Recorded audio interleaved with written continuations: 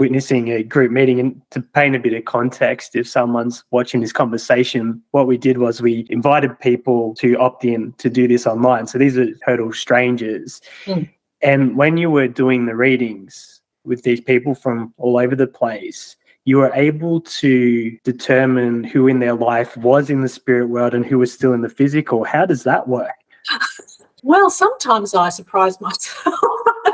Well, I trust the spirit world. And so through my development, I've kind of got a relationship with them now. And I certainly have my team in the spirit world as well. So I've kind of set the rules. And so I say to my team, I only want people in the spirit world. And they just blurt out of my mind at any point in time. But I have to then trust that it's in the spirit world. That name, that person's in the spirit world. And then I trust that, because sometimes I don't know. They might say Peter, for instance. That's all I'll hear. Or I'll have to have a little breath and feel. I have to move closer into my own senses to feel, is that person with you in the spirit world, or are they here? And I literally, while I'm working with you, I'm talking to them going, are they there or are they here? I say, are they in heaven or earth? Just to keep it fast and whatever. No, you're there with you. And so I know they're still here. But I have to then work with that.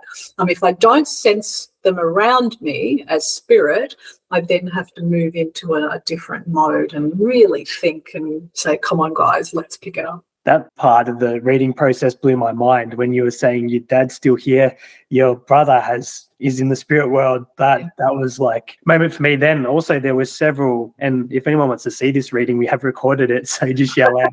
Also, the name part was really fascinating because there were 3 or 4 occasions where you actually pulled the name. Yeah. And they're so accurate. Yeah, it's fun, and it hasn't always been accurate, but you might have a talent for names or something will happen. There are ways you can develop it, but I just kind of let it happen now. And really it's names that are familiar with, the spirit, the communicators in spirit work with your familiarity with life and experience and names and people.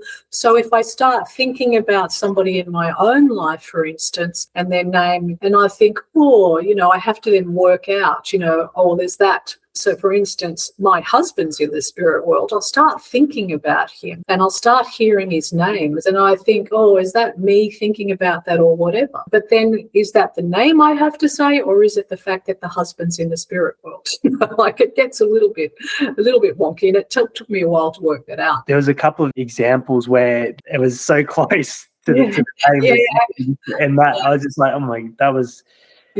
Yeah, it was good. It was one example of, and I think it was the lady's dog, if I remember. And I kept hearing Peter, or I thought I was hearing Peter, and then I wanted to say Tilda as well. Like Tilda and Peter, and the dog's name was Teda, and it was like, it was just this cross matching and all sorts of things. So it's a funny thing.